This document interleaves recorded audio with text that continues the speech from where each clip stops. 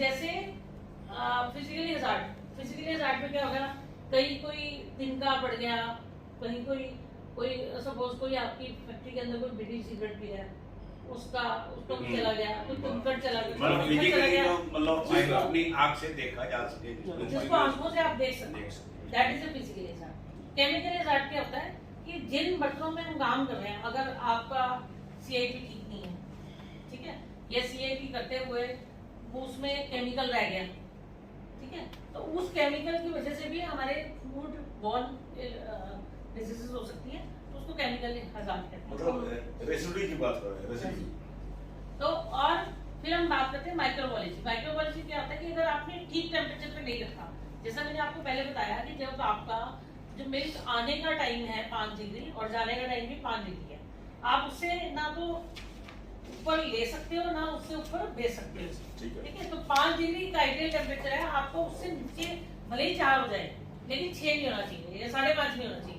अगर इस तरह की कोई पोजीशन पाई गई कि प्रॉपर टेम्परेचर में नहीं रखा गया, तो वो दैट इज कॉल्ड है माइक्रोबायोलॉजी हजार्ड। कि माइक्रोबायोलॉजी के साथ जो बनता है वो हजार्ड वो कहलाता है। तो इन सब चीजों में ये हजार्ड के साथ साथ हमारी क्या चीज होती है, ये हमारी अल्टीमेटली फूड क्वालिटी को इम्पैक्ट करती है। फूड क्वालिटी किसको कहते हैं? फूड सेफ्टी में हम किन किन चीजों को लेते हैं, जिसमें सबसे पहली चीज होती है फूड सेफ्टी।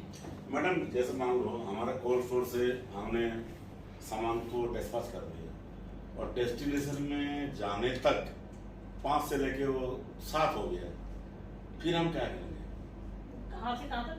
मतलब 5 डिग्री में हमने भेजा है और डेस्टिनेशन जहाँ पर हम भेज रहे हैं वहाँ तक जाने में 6:30-7 हो गए।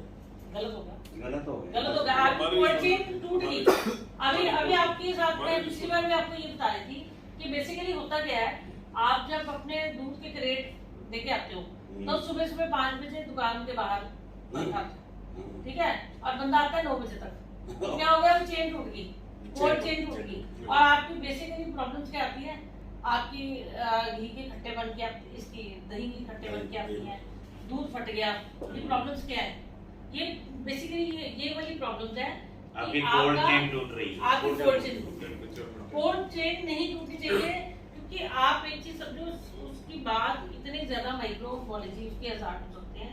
It can impact to the person also, ठीक है, उसकी हेल्थ के साथ भी दिक्कत हो सकती है, क्योंकि उसके साथ एलर्जन फैक्टर बहुत जुड़े हुए हैं, जो कि पहले हम एलर्जन के ऊपर बहुत ज्यादा फोकस नहीं थे। आज की डेट में हम एलर्जन फैक्टर्स के ऊपर भी बहुत ज्यादा उसको कंसिडर करते हैं कि कोई ऐसी चीज खाने से हमारा स्टमक अपसेट ना हो जाए। अब गर्मियों के दिन है, अगर आपने उसका टेम्परेचर ऊपर नीचे कर दिया तो क्या होगा? वो हमारे स्टमक को इम्पैक्ट करेगा। अब जैसे सबसे बड़ी बात क्या है कि मैं आपको थोड़ा सा एग्जांपल बताती हूँ, जो कि हम अक्सर घर में गलतियां करते हैं। फ्रोजन मटर लेके आते हैं, सभी लोग फ्रोजन मटर ले लेते हैं, -18 डिग्री होती है। हमें थोड़े से मटर चाहिए होते हैं, तो उसमें फ्रीजर में से क्या करते हैं, उसको पैकेट को निकालते हैं, उसको धोते हैं, इतनी देर तक वो पैकेट वहीं का वहीं पड़ा रहता है। तो क्या हुआ? जो फ्रोजन वाला हमारा हो गया, तो उसको कहते हैं थियोप्रेस, ठीक है, थियोप्रेसिस कहते हैं।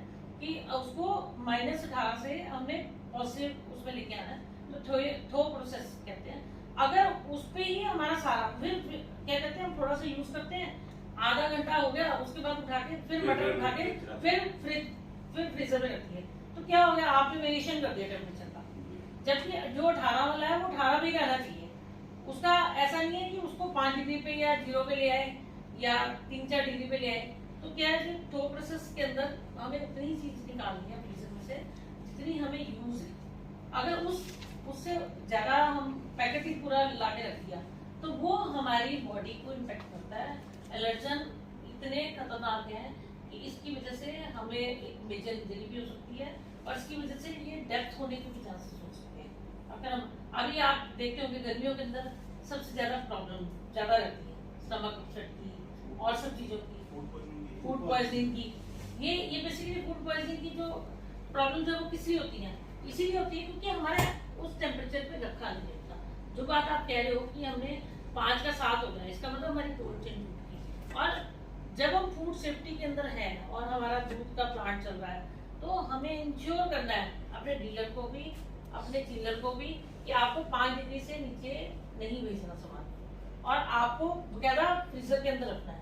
जो फ्रीजर के अंदर जो -18 में, अब जैसे सपोज आपने आइसक्रीम देखी तो आइसक्रीम -18 डिग्री फ्रीजर में जानी चाहिए, और जो दूध है, पनीर है, ये सारे 5 डिग्री फ्रीज के अंदर जाने तो चाहिए। मैडम कहने का मतलब जो ट्रांसपोर्टेशन है, अगर 1 घंटे का ट्रांसपोर्टेशन है तो फिर अगर हम यहाँ मान लो 5 डिग्री में भेज दें, वो तो 5 रहेगा नहीं, वो तो बढ़ेगा। नहीं, 4 में भेजो ना। इंसुलेटेड पे करो, इंसुलेटेड वैन यूज करो। हमें अपनी ट्रांसपोर्टेशन भी तो आपको ये किसने कहा कि आपको नॉर्मल उसमें भेजना है? Open आपको में जब तो ओपन वाले ट्रांसपोर्टेशन तो पूर्ण में खत्म ही कर दी, आपको इंसुलेटेड वैन के अंदर करना है। आपको जो भी मटेरियल भेजना है अपने डीलर डिस्ट्रीब्यूटर तक इंसुलेटेड वैन के साथ भेजना है। अगर इंसुलेटेड अब आपका जैसे आता है जो दूध, वो इंसुलेटेड वैन होती है, जब भेजना है तो वो भी इंसुलेटेड वैन चाहिए आपको, ठीक है। अगर इंसुलेटेड वैन नहीं होगी तो आपको बाय डिफॉल्ट है कि वो कोल्ड चेन खराब होगी। वो कोल्ड चेन खराब होने से इसका इफेक्ट लोगों तक भी आता है और लोग आपके Like, share and subscribe our channel. Keep watching and commenting.